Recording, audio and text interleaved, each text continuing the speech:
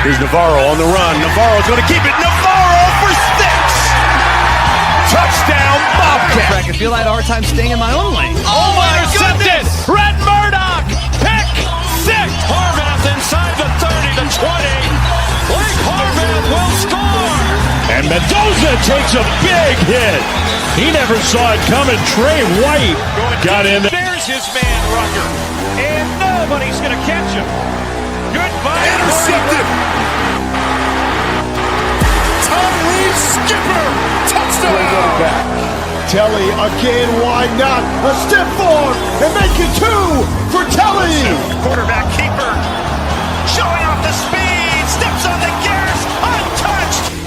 The G5 Hive.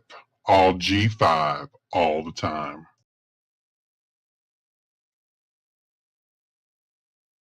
Hive, where we bring you the G5 college football coverage you love each and every week. Brett, he's ready. He's in the chat. If you're in the chat, make sure you like, you subscribe. If you're watching us on X, give us a follow, like, or retweet. For listeners in podcast form, please rate and review. I'm Luke. I'm joined by my co-host, Justice. He's back after a 1-week hiatus. He missed me so much, he had to come back. Next week, I will be out, so Justice will have the reins next week to himself. So take it easy on him next week, guys. I might have a guest with me, so we'll see. Oh, okay. We might have a special guest. Are you ready to start our week 6 in review? Let's do it. Let's do our week 6 in review. And we're going to start with our Thursday game, G5 versus G5, Sam Houston versus New Mexico State, Conference USA game. New Mexico State wins this one 37-10. As I mentioned earlier, Tyler King returns to the lineup for the first time.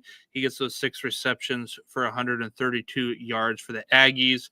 On paper, this was a pretty even game throughout 3 quarters. However, it didn't really feel that way. The score that really started matching the feel of the game was in the 4th quarter. Sam Houston had just scored in the 3rd to bring it to a 13-10. But then New Mexico State had an 8-play, 85-yard drive for a touchdown. Sam Houston fumbles. The kickoff, it's 1st and goal at the Sam Houston 2-yard line. New Mexico State scores a touchdown, followed by Sam Houston turnover on downs. Then New Mexico State got a field goal. And Sam Houston threw an INT that New Mexico State returned for a touchdown. It was just a rough 15 minutes there for Sam Houston. You think about the last 3 seasons for the Sam Houston team. So close to getting a win every single week. They were the last FBS team to get a win.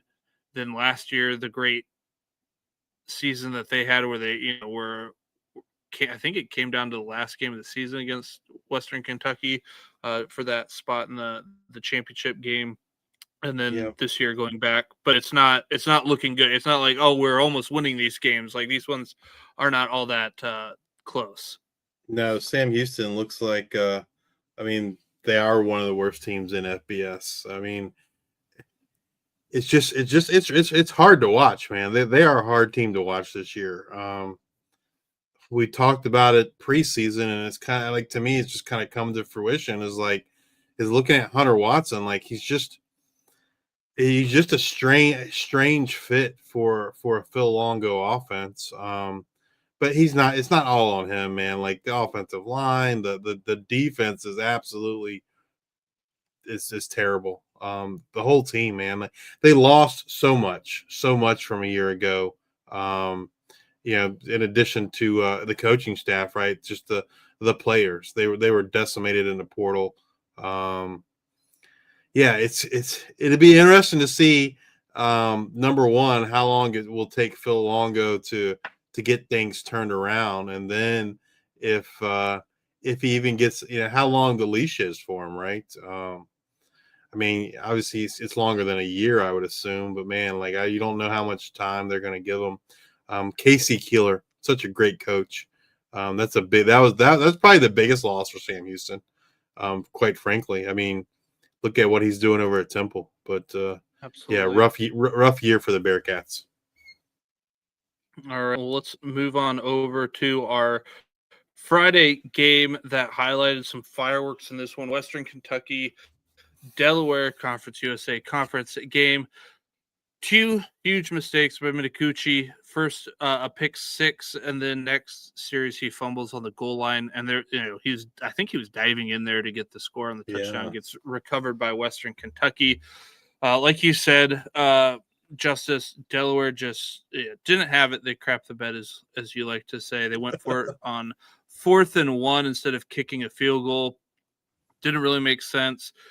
You held Western Kentucky to a punt and then get in field goal range. Completely mismanaged the clock. Missed the 41-yard field goal to tie it to go to overtime. And then it's just that end of game management was not good. Delaware was the better team this game. Delaware had 300 yards of offense in the second half and only put up one score.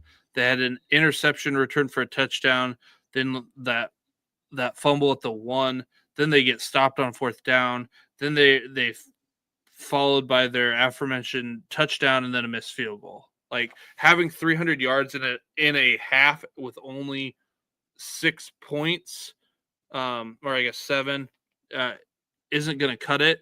And then you lose by 3. Tough pill to swallow in this one.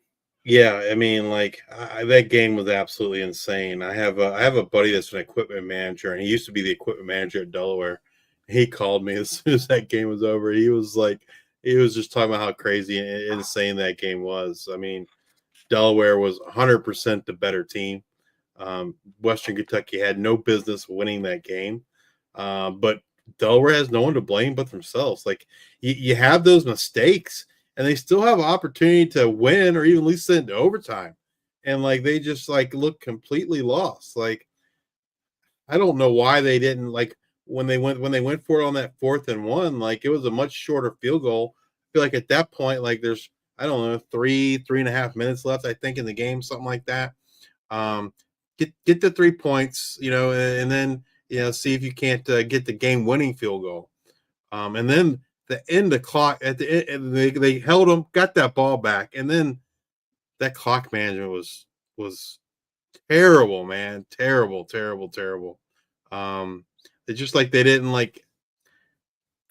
know what to do. They were kind of like scrambling around. Minicucci was like he kept looking to the sidelines, like what are we doing here, and I don't know, man. It was not good.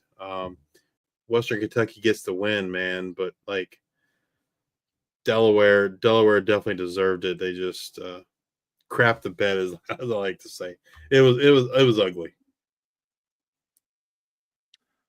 All right. Then we have the Charlotte versus South Florida game where South Florida wins this American Conference game 54-26. Charlotte's offense Terrible. As Charles Barkley would say, it's just terrible. Just terrible. Charlotte's defense actually looked like they were running in mud for some of this. I think I was texting you. I'm like, yeah, I can't tell if Charlotte just looks really, really slow or South Florida is really, really fast, but it just kind of looked like, anytime there was like a defender next to their wide receivers just like looked like giants. And Brown just looked like he was just kind of gliding out there, kind of doing what he wanted to do, and it just looked easy for him. South Florida turnovers in the first half kept it from being, as you said, like 48-0 at halftime. But yeah, USF wins this one and sets up for a good game next week against North Texas.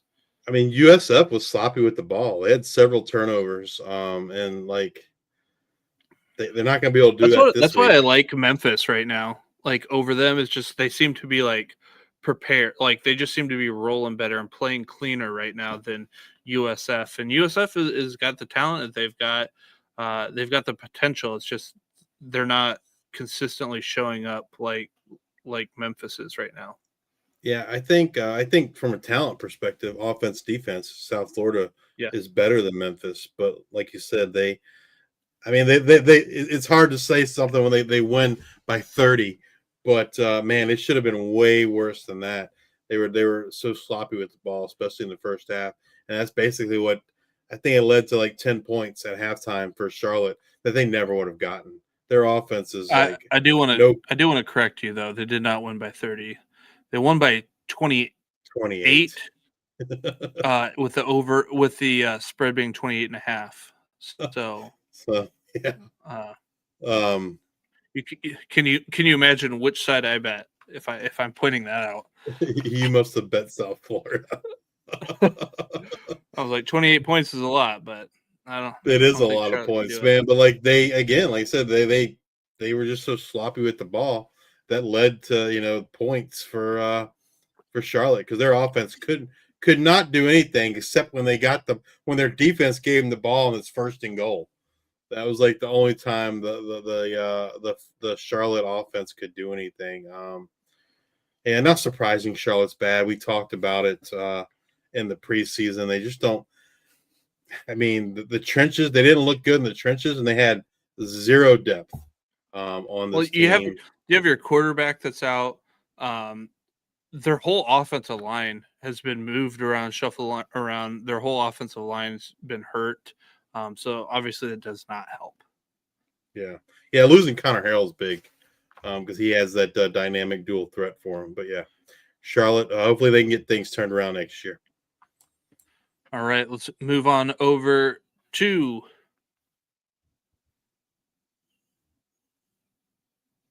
Colorado State, San Diego State. Mountain West Conference game. San Diego State wins this one 45-24. San Diego State just routed Colorado State. Denegal looked good throwing the ball. He had a career high in throwing the ball, 256 yards, and had a career high in touchdown passes with 2. Jordan Napier with 7 receptions in this one and 153, I think it was, in one. And then the rushing attack. There's 282 yards for San Diego State on the ground. Byron Cardwell even got into the action at 129 yards and a touchdown. Lucky Sutton, 113 and 2. The other injury, I guess we did not mention, and we'll have to watch, but Joseph Bajorn for San Diego State, he went down in this one. Huge offensive line piece for them. Yeah. So if he's going to be out for a while, then that's going to be something to watch. But this was the most yards that San Diego State has had since November 31st, 2020 against Utah State. So big game for San Diego State. And this game, granted, San Diego State's been playing really well with a good record. I'm pretty sure this is, at this point, Colorado State's coach, Norvell, right? Norvell? Yeah, Jay Norvell. Jay Norvell. I do not think he will be back next year. Yeah, his seat's got to be super duper hot. But Lucky Sutton and Jordan Napier, man, they had really, really great games. The San Diego State defense is playing amazing. Yeah, they look good in year 2 of Sean Lewis. Colorado State made the switch to Jackson Brousseau at quarterback, but that doesn't really seem to have kind of helped the situation. I mean, they just don't have. I mean, they have Jalen Dupree. That's what they got. And whether it's Rocky Beers or Jackson Warren, those kind of seem to be their 2 offensive playmakers, or 3 offensive playmakers. I guess Warren's hurt, but man, they just don't look good on offense at all, especially passing the ball, other than to the tight ends. I know they had a long pass to Armani Winfield. He was wide open. That was a busted coverage, but man, yeah, I think you're right. I don't think Norvell makes it to next year unless something drastically changes here for Colorado State and moving forward the rest of the season. All right, and then the last game that we're going to cover for those a weekday game is New Mexico versus San Jose State, Mountain West Conference game. San Jose State wins this one 35-28. New Mexico threw an INT on a flea flicker. Eagles looked great in back-to-back games after, I guess I was so much nicer than you were.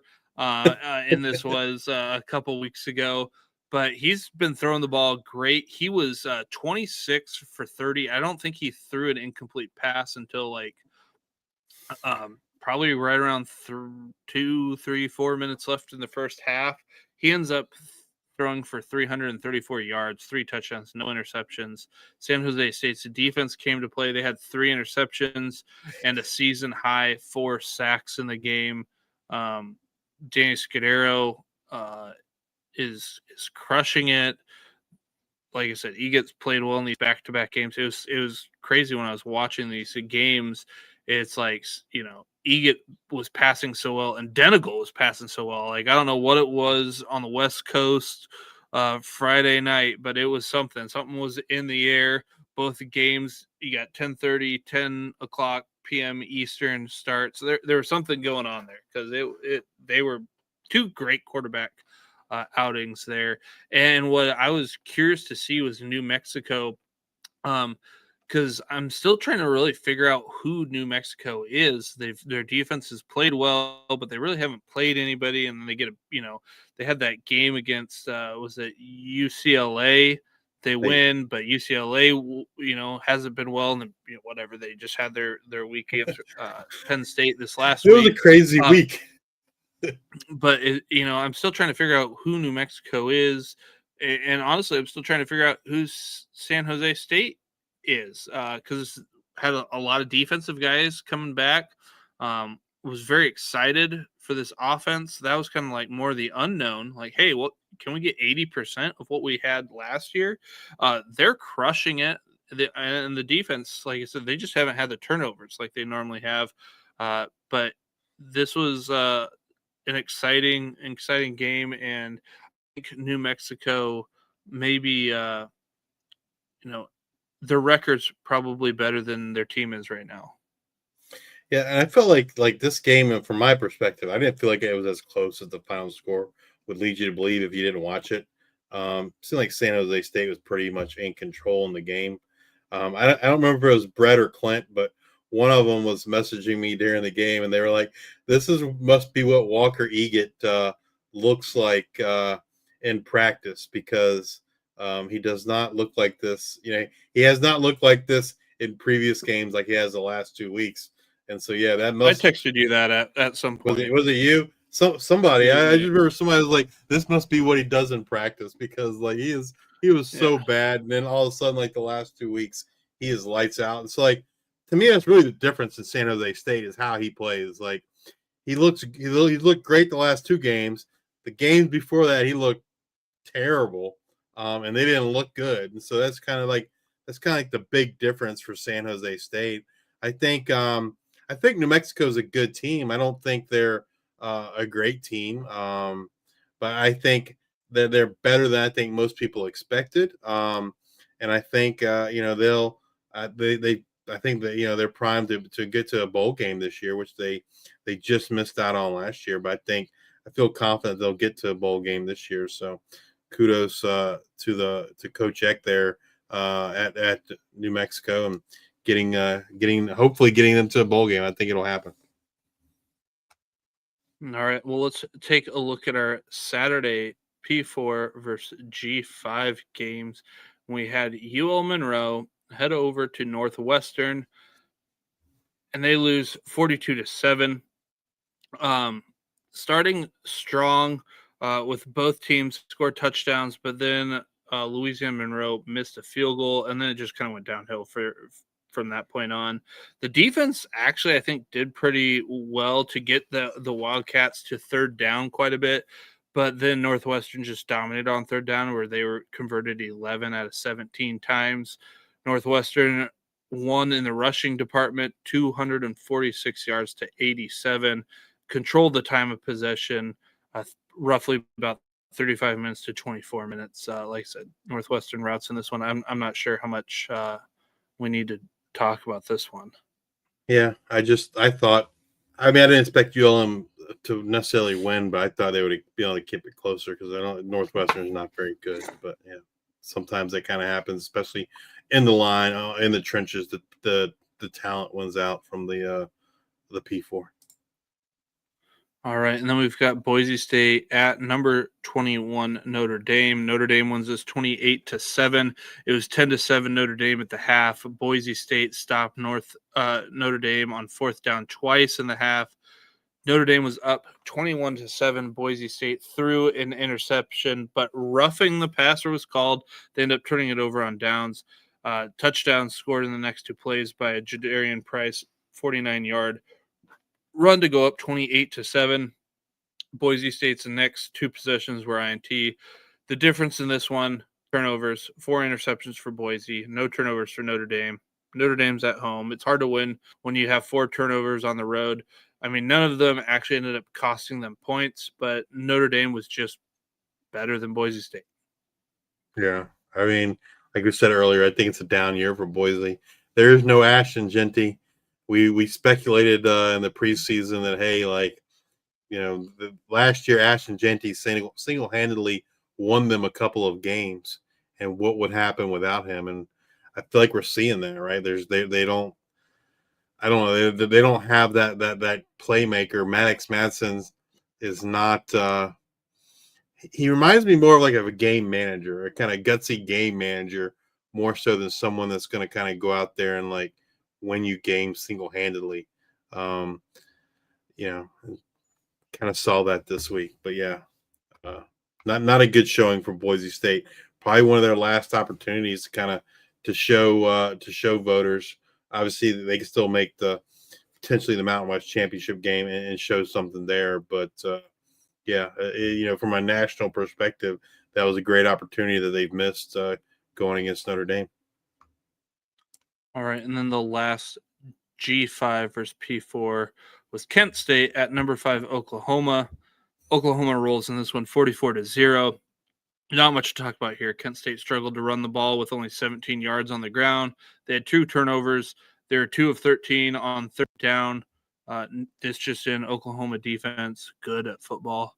Oklahoma scored every drive in the first half, and they were up 23-0 at the half. Not much breakdown to do here. No. Kent State is playing motivated, though, for Mark Carney. Hopefully they can get a couple wins when they get to MACtion. All right. Now, this game was, like, fun. Obviously, you know, we think of these 2 service academies, Air Force and Navy. We think of, you know, running the ball on the ground, get that clock rolling. Not very many points, but you know what happened this last week? Government shootout, shut Army, Air Force, Navy style. Government shut down.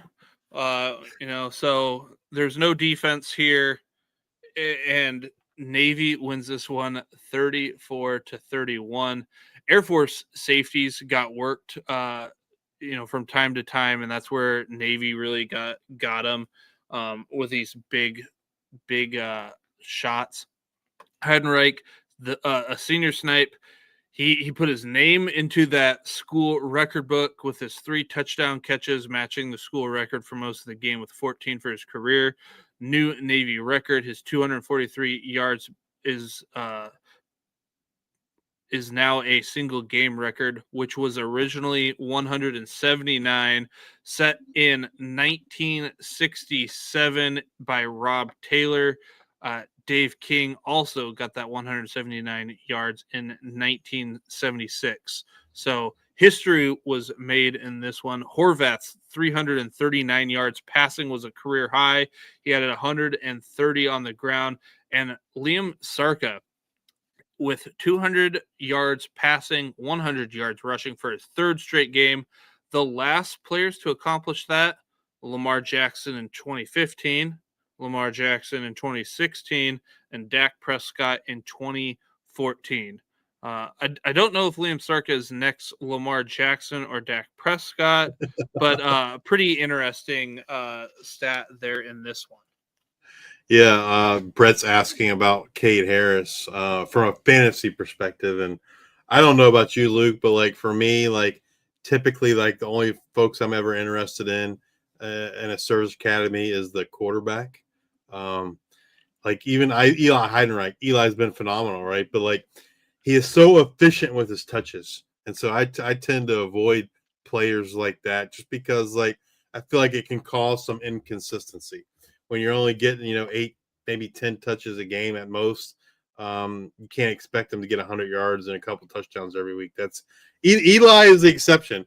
Eli's been doing it since last year, but that I think that's what you're seeing with Cade Harris is he's just not necessarily getting the volume, and I don't know that you can necessarily expect that to change. And so you're gonna with that limited volume, you'll see inconsistencies week to week, and then plus the matchup, right? Like Air Force and Navy. It was a matchup.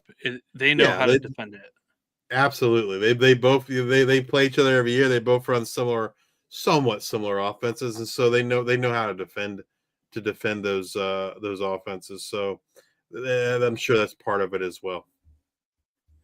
All right. Well, let's move on over to Army versus UAB, another American Conference game. Army wins this one 31-13. Army would throw it a whopping 5 times in this game.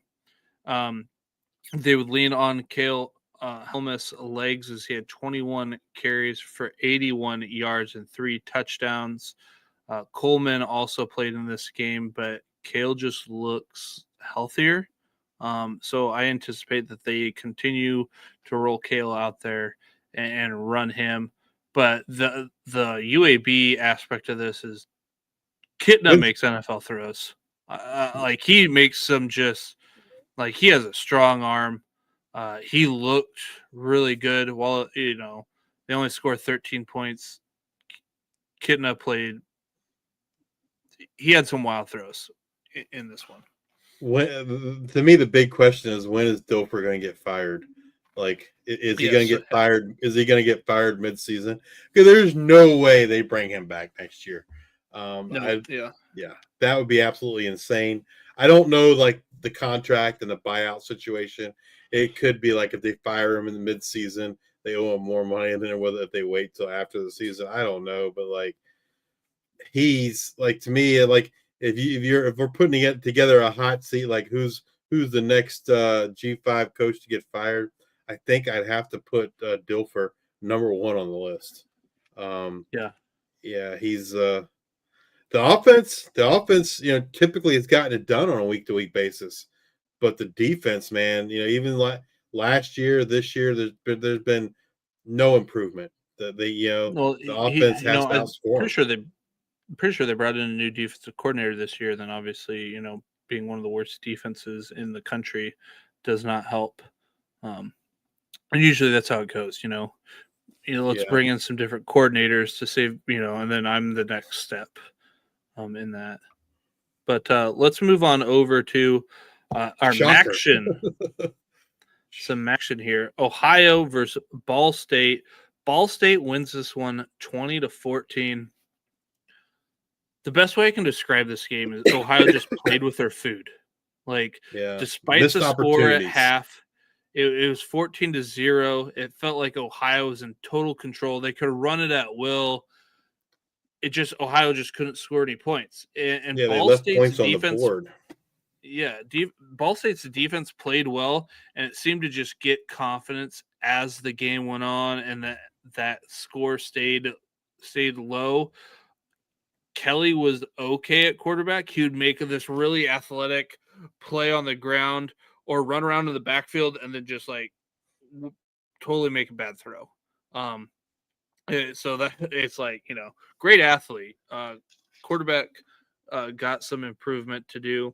Timely penalties against Ohio to negate some first downs. They move out of field goal range. Defensive penalties give, Ball State shorter field position throughout the game. But this game came down to this jump ball pass to Magwood. Like I said, for Kyle Kelly, wasn't a great throw, underthrown. Magwood comes back, jumps up, gets it, and then does the rest and takes it to the house. Ball State gets the win over Ohio. Not one I had on my bingo card. No, it was a crazy. I mean, this is probably not as big of a shocker as UCLA beating Penn State, but it would be number 2 for me No. of what happened this week. Was... You know, I did not see this. Yeah, I mean, like to your point, it just kind of felt like Ohio was, just thought they would show up and win the game, and didn't bother to really play. They didn't look. That's how Ohio's been all season so far. Like Navarro's had like 3 turnovers like every game. It feels like he has a couple picks, has a fumble. Defense hasn't been playing like lights out or anything. It just seems like I thought by this point in the season they would have all those things ironed out and they'd be a well-oiled machine, and they're not right now. And they've had too many games where they're not kind of what I expected.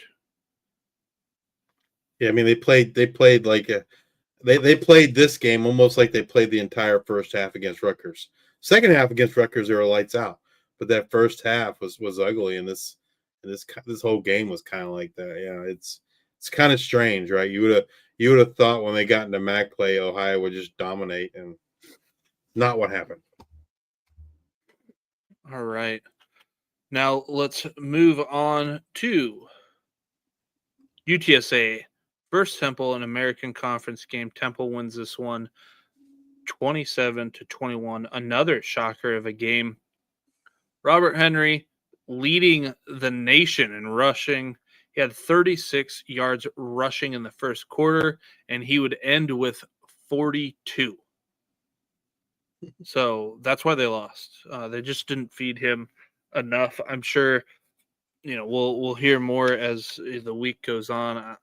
I mean, nothing really showed up to me that he was hurt, but only having 42 yards was wild to me. Despite all that, it was all UTSA in the first half. Second half, Temple opens with a touchdown drive. UTSA throws an interception. Temple on the very next play runs it in for a 54-yard touchdown by Hunter Smith. Now it's 17-14 Owls. Then it just was a punching match as they trade points. So heading into the fourth, it's 24-21. UTSA goes for it on their own side of the field.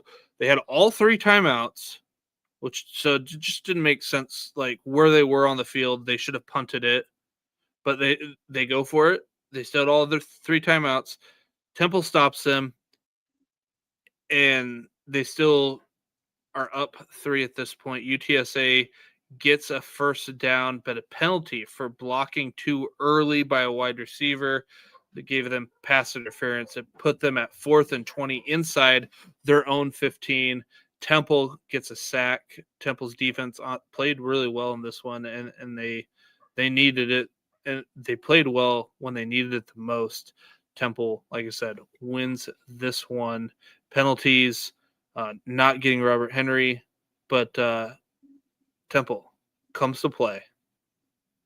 One thing, like I don't think, you look back at the end of the season, it's not, or when the season ends, it's not going to happen. But like Casey Keeler should get some serious consideration for Coach of the Year. Temple's been down for several years, and like they just look like they a different team this year. You give Casey Keeler a couple of years, he's going to have things turned around relatively quickly, I think, there at Temple. But nonetheless, he's doing a phenomenal job this year. I don't think he'll get some considerations because they'll look at the record and say, oh, they were, I don't know what they'll end up. Let's say 6 or 7 wins, but like much like Bronco Mendenhall at New Mexico last year, who did a phenomenal job there. I feel like Casey Keeler is doing a phenomenal job there at Temple as well.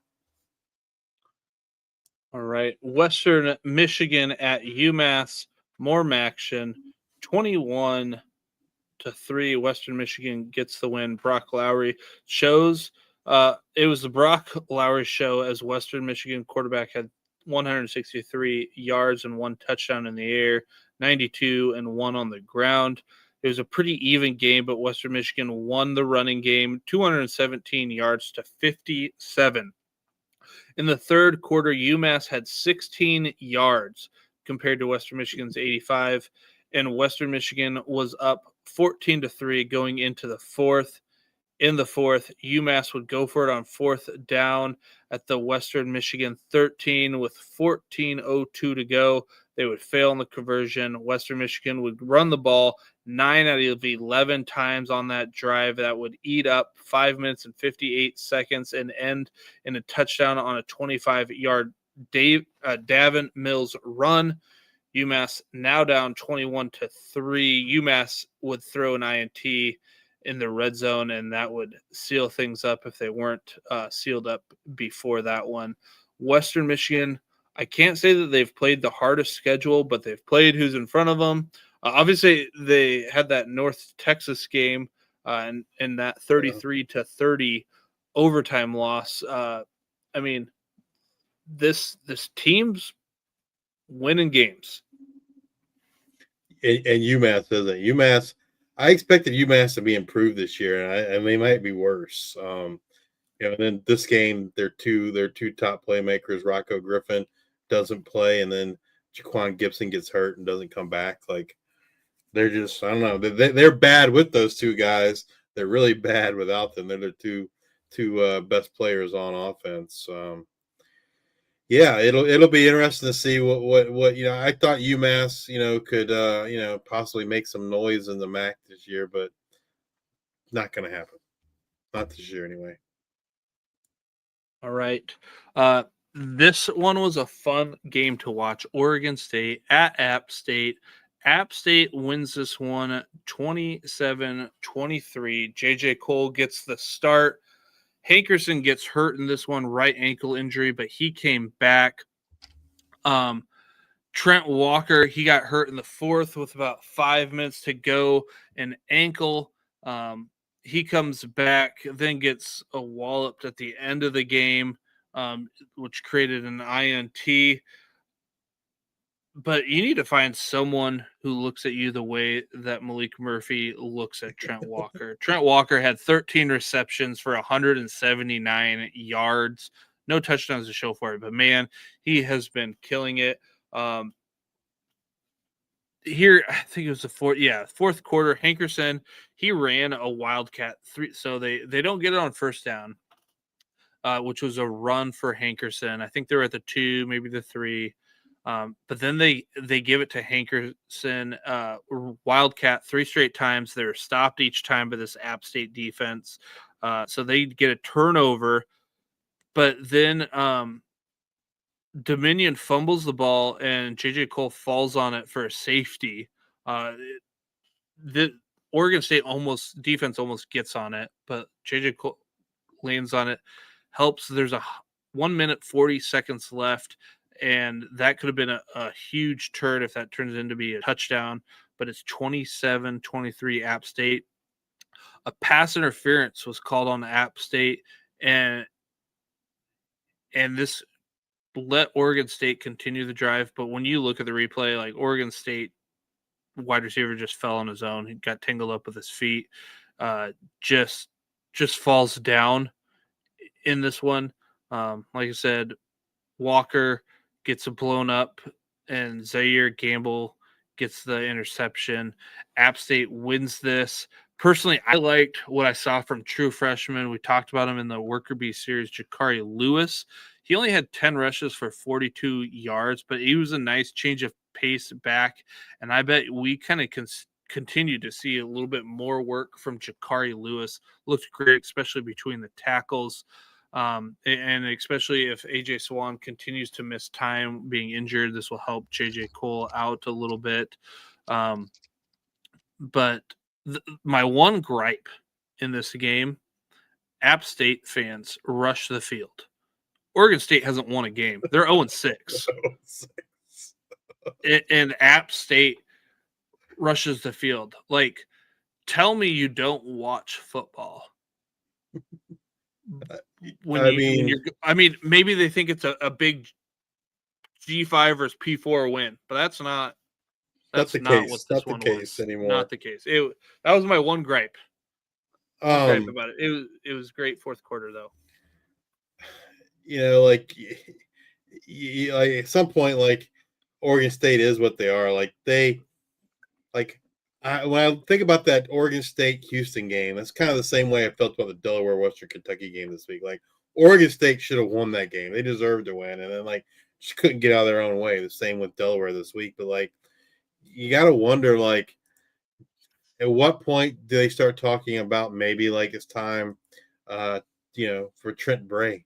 He's in year 2 there, 0-6 against I don't know, man. Like it makes me wonder how much longer Trent Bray will be there, or if his seat is even getting warm. I don't know. Like I'm assuming he's not going to get fired this year.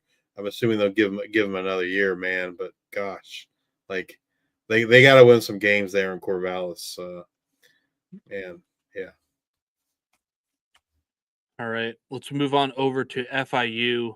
UConn wins this one 51-10. As you mentioned earlier, Justice, the opening kickoff, Dwight Nunu for FIU got hurt, stabilized his head and neck on a board. He was transported right to the hospital. I mean, it was somber, when you see something like that right from the beginning, and then you have to like continue to play an entire game after that. Definitely rough. But Skylar Bell gets another touchdown. He was the first score for UConn. Then immediately FIU fumbles the ball. FIU would have 2 fumbles, an interception, a turnover on down in the first half, and they're down 27-3 going into the half. UConn would score 24 points before FIU would get a touchdown with 5 minutes and 46 seconds left. At that point, it's the final score. It's 51-10. FIU had 5 turnovers in this one and were 3 of 15 on third down. Not going to get things done. UConn rolls. Skylar Bell quietly having a pretty awesome year, right? Like not just of the G5, but of college football. Yeah, like he's someone that's not really getting talked about, man. But like he's like you could book him for 100 yards and a touchdown every single week. Having a pretty special year there for the Huskies. Hopefully he can get some more recognition moving forward. All right, another game that was surprising ugly. To say ugly. James Madison, Georgia State, Sun Belt Conference game. JMU wins this one 14-7. JMU is 4 of 14 on third down. They had 11 penalties for 100 yards. They had 285 total yards. And of those 285 total yards, 211 came in the rushing department. So they win the rushing game 211-37. Both teams struggled to move the ball in the second half. There's one drive that went over 30 yards, and it was James Madison's touchdown to tie the game at 7 in the third quarter.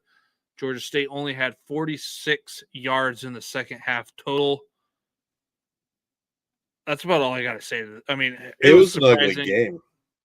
Yeah, and it's not like it was weather. It's not like it was windy, rainy. Not like it. It just wasn't good. Both quarterbacks played for Georgia State.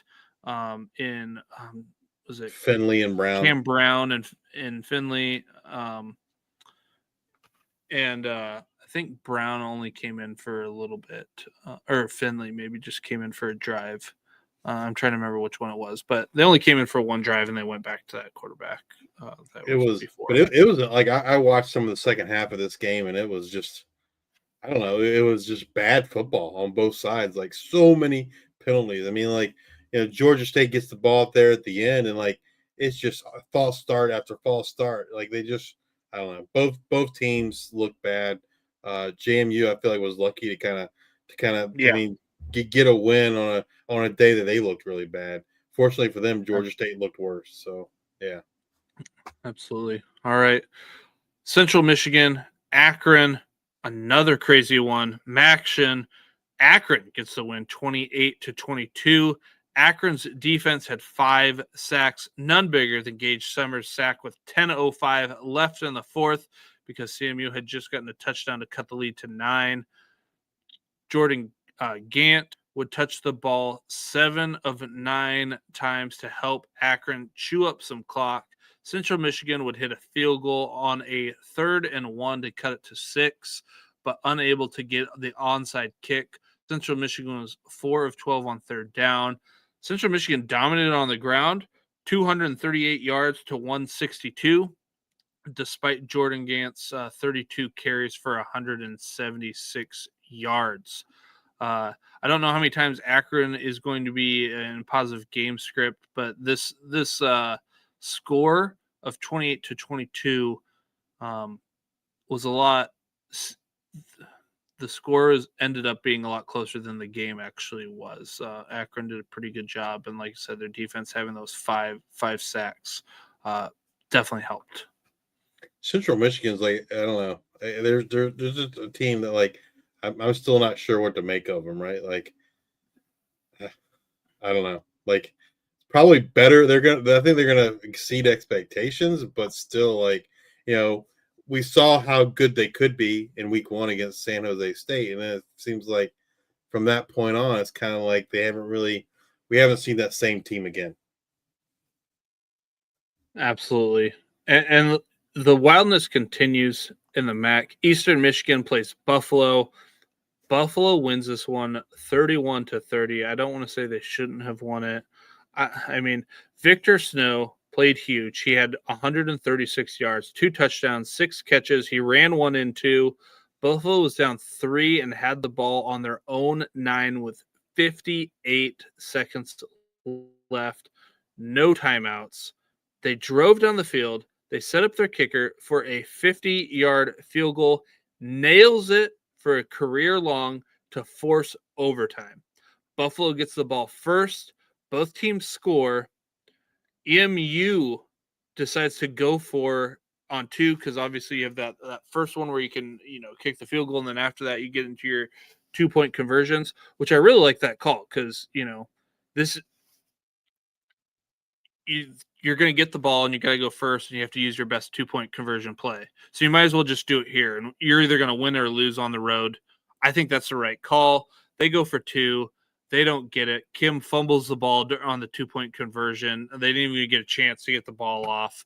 And it wasn't like he got sacked and fumbled. He I can't remember if his knee hit it or what it was, but he fumbled it. And the Bulls win in overtime. Yeah, Buffalo's a team that we saw them lose, against Troy. A rough outing here against Eastern Michigan. I would have thought that the Buffalo defense would have been able to slow down Eastern Michigan some, but a little bit of a shock. I can't remember what the stat was that they said in the game, but I think Red Murdoch tied a school record in forced fumbles or fumbled recoveries or something like that, or he's very close to breaking a record. Yeah, forced fumbles. So he had an awesome year last year in forced fumbles, and that's kind of his thing, man. Incredible player. Friend of the podcast. All right. Move on to Miami at Northern Illinois. Miami wins this one 25-14. Daquan Finn, he is back after he missed the Lindenwood game.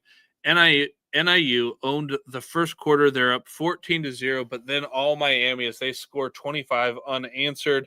And you heard that right. It was 25-14 final. Miami was just more efficient on 3rd down. 8 of 18 versus 4 of 14. Miami had 147 more yards, and NIU had 2 turnovers in this one. Again, Miami gets the dub. NIU just so one-dimensional on offense, right? Like really struggling throwing the ball. The passing game is non-existent, and so while they usually have typically a strong running game, you got to have some semblance of a passing game, or it's just when you become one-dimensional, so much easier for teams to kind of shut you down. All right. Now this was maybe the next most exciting game for different Shocker reasons. too. Texas State and Arkansas State Sun Belt Conference game. Arkansas State wins 31-30. All right, we're tied at 10 at the half. Nothing really happens in the third. The fourth consisted of 6 total possessions. There were 6 touchdowns, 3 by each team. I want to take you to the last minute or two of this game.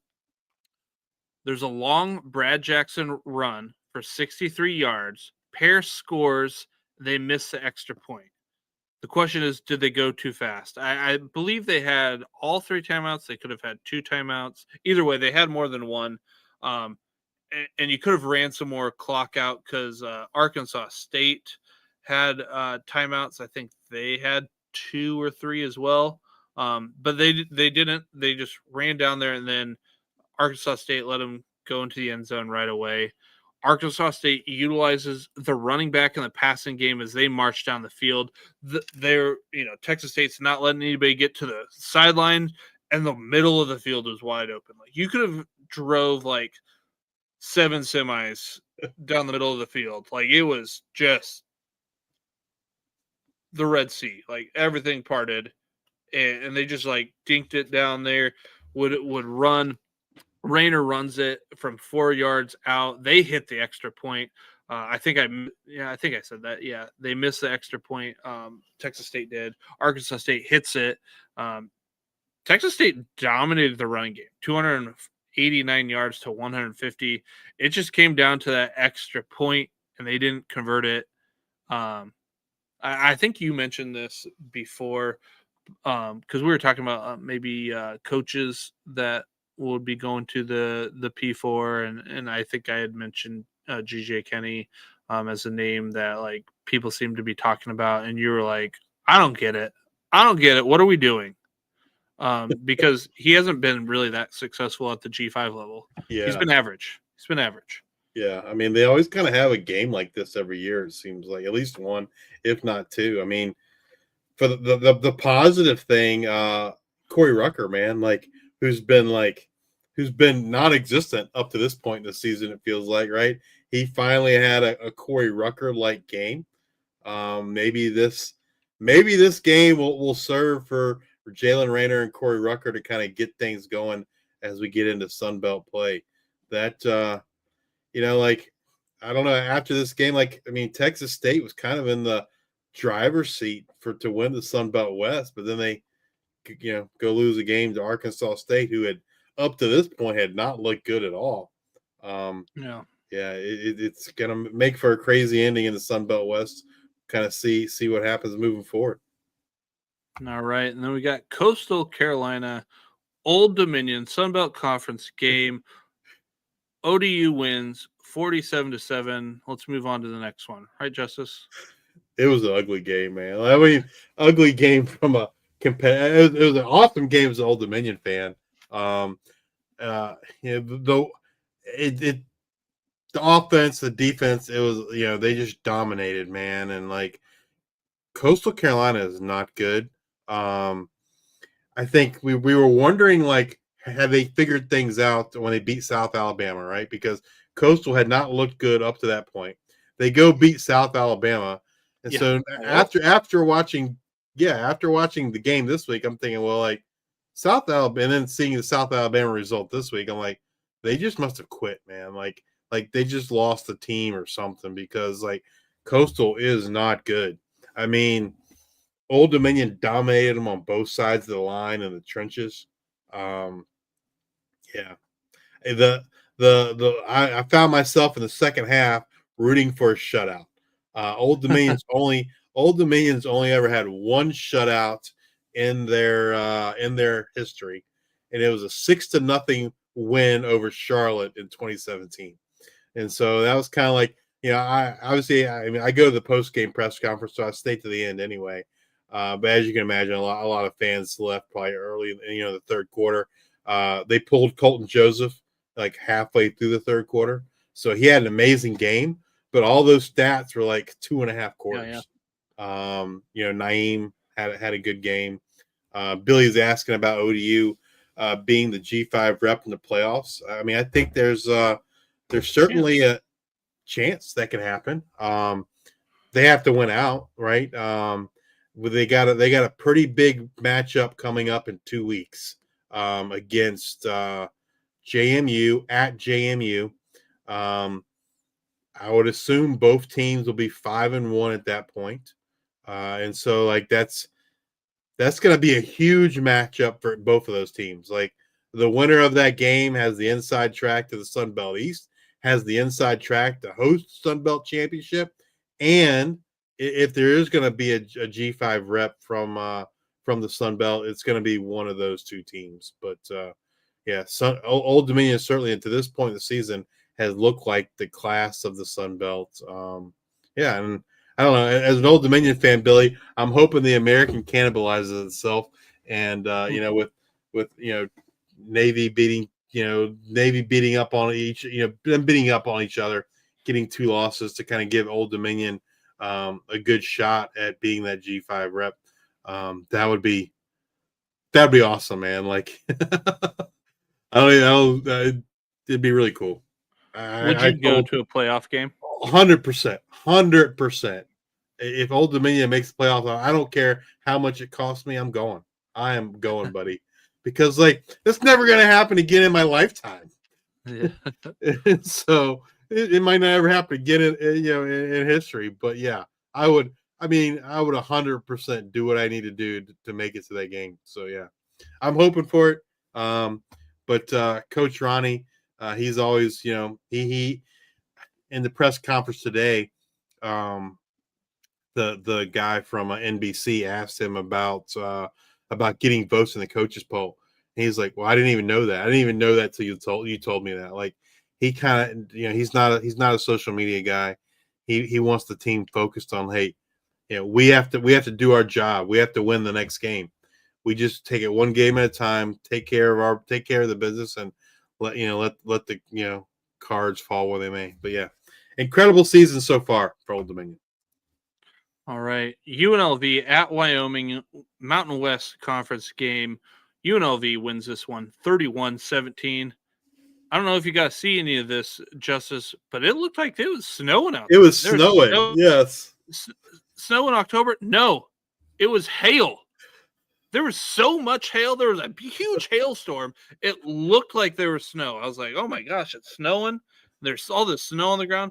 And yeah, hail. So much hail. Yeah, it was wild. But Jaden Thomas finally got the bulk of the carries. He had 16 carries, 96 yards, but no touchdowns, 2 receptions, 17 yards. Did have a receiving touchdown. UNLV came out hot, 17 points in the first quarter, despite the first play of the game being a sack fumble for Wyoming. Recovering, they get a field goal. They go up 3-0. UNLV had a blocked touchdown in the first quarter, and then again in the second quarter, just before the half, with 57 seconds left. UNLV up at the half, 24-3. Wyoming will get a touchdown in their first possession of the second half, but an INT towards the end of the third and a touchdown by UNLV with 6:20 left in the game pretty much slammed the door shut. UNLV is 5-0 for the first time in 50 years. Whew. UNLV, the island of misfit toys is coming together. Yeah, I mean, I haven't looked at the rest of their schedule. I'd be interested to see, like, again, I don't think Boise State's great, but I'd like to see them. What happens against Boise State, or Hawaii, or San Diego State. But to me, like the storyline of this game is like, I feel like at the end of the year, one of two things is going to happen. Maybe both of them. Either Jay Sauvel is looking for a new job, or at the very least, offensive coordinator Jay Johnson's looking for a new job. There's no way they both survive another year at Wyoming. And it's quite possible that they both get fired, right? I mean, this is like 2 years in a row where the offense has just looked very bad. And they have talent. There's talent there in Wyoming. They're just not really getting much out of it, specifically on the offensive side of things. If I had to make a prediction now, I think it's Johnson, the OC, gets the can, and that saves Sauvel for another year.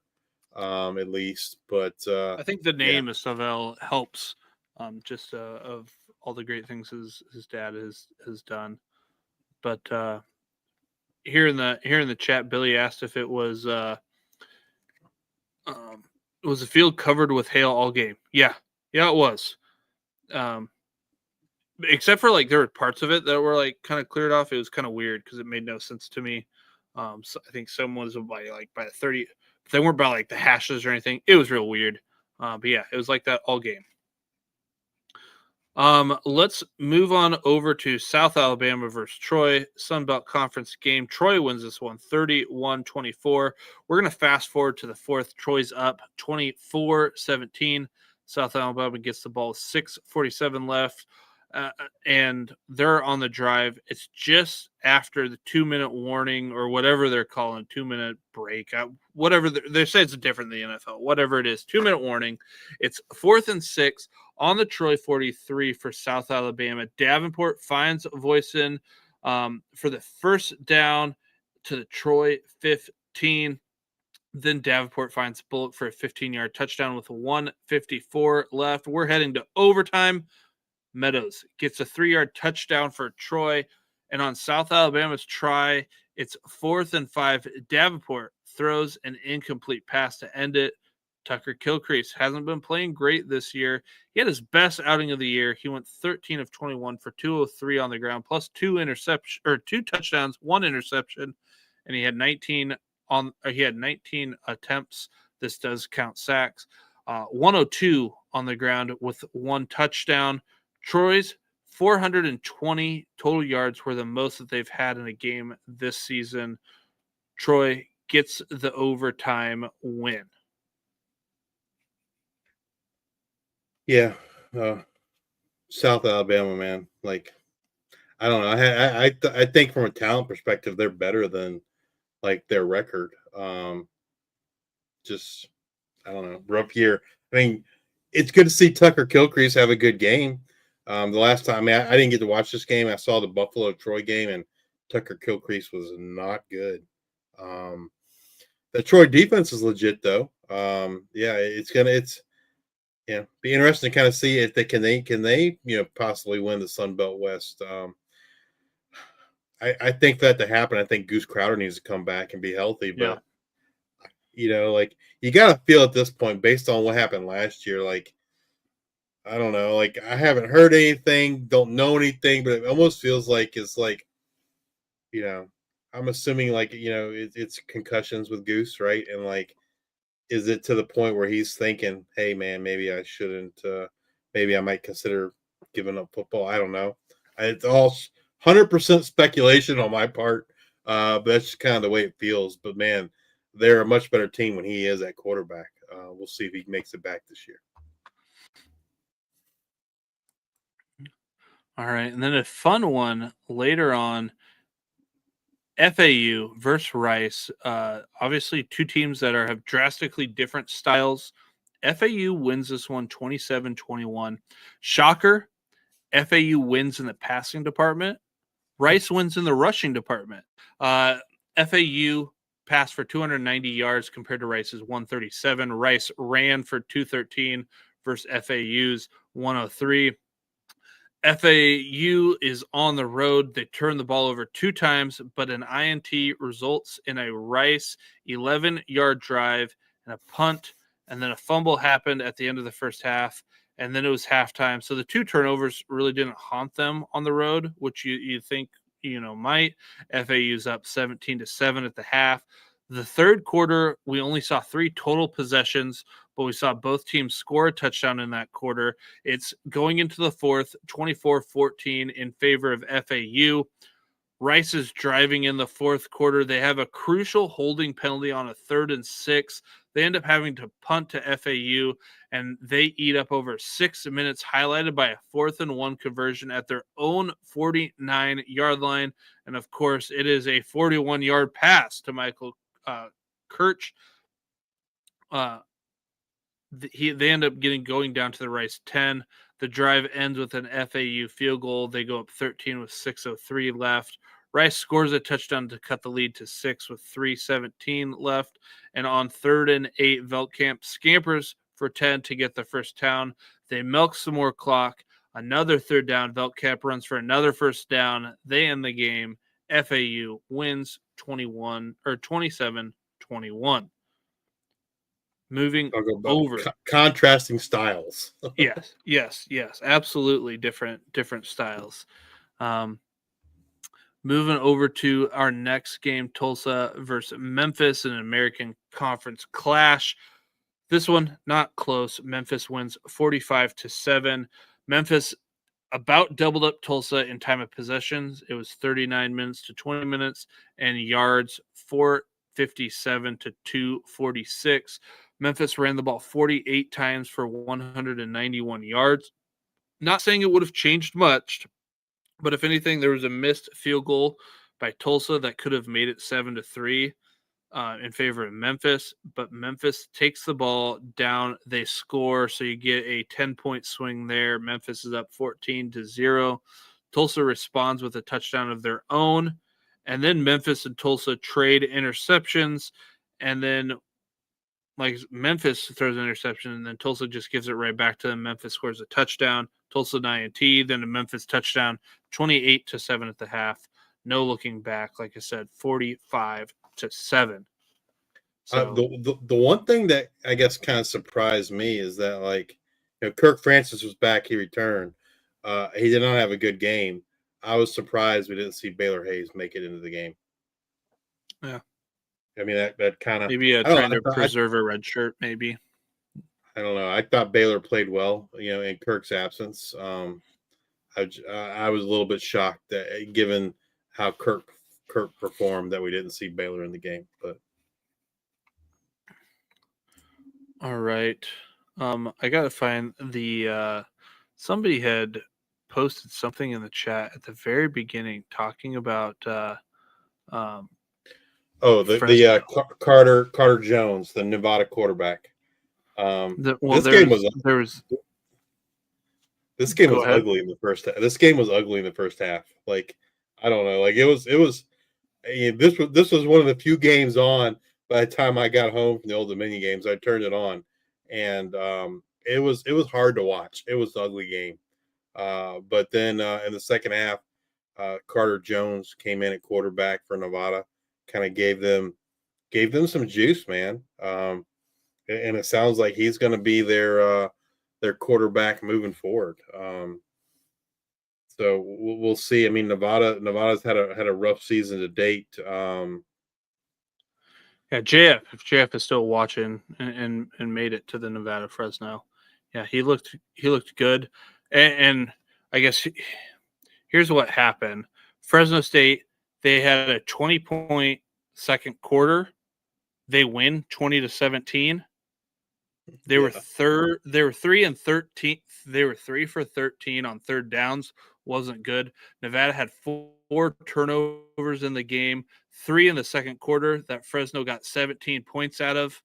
And then they come out in the second half and turn things over to the freshman quarterback, Carter Jones. In this one, the third quarter, in the third quarter, Fresno State had -1 yards. In the fourth quarter, they had -13 yards before they had a 15-play, 68-yard drive that ended the game. They were drastically, it was like a tale of two halves. Yeah. It was like they've kind of played to not lose the game. Had Nevada not had those 4 turnovers or made the switch earlier or whatever, Nevada probably wins this game. Fresno State, they continue to move up the consensus. I'm still a little bit hesitant. The defense plays well, but they had a couple. Is not consistent. Yeah. This was an ugly game to watch. It was. They had 14 yards in the second half before the last drive of the game. Gross. It was an ugly game from both sides. Carter Jones was the one bright spot. I felt like, true freshman, get out there and get some run.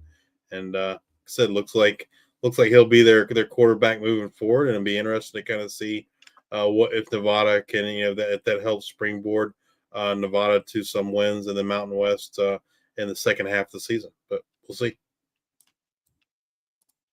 That's it. We made it through week 6. Coming up to through week 7, man. Week 6. Yeah, week 6 is officially in the books because the G5 Hive has deemed it. We don't move on to week 7 until the G5 Hive says we can move on to week 7. Thanks for everyone for still watching. Still watching us on YouTube. Please hit that like and subscribe button on X. Give us a follow. If you're listening on Amazon Music, Apple Podcasts, or Spotify, please subscribe and leave those 5-star ratings and reviews. So grateful for everyone and all the support from each and every one of you. Be sure to join us next week as we discuss what happened in week 7. Look forward to what is coming in week 8. And as always, bring you up to date on all the latest news and happenings in the world of G5 college football. Hope to have a special guest. Luke's going to be out next week. It'll either be me solo or me with a special guest. Tune in next week to find out who that special guest is. Until then, we are the G5 Hive.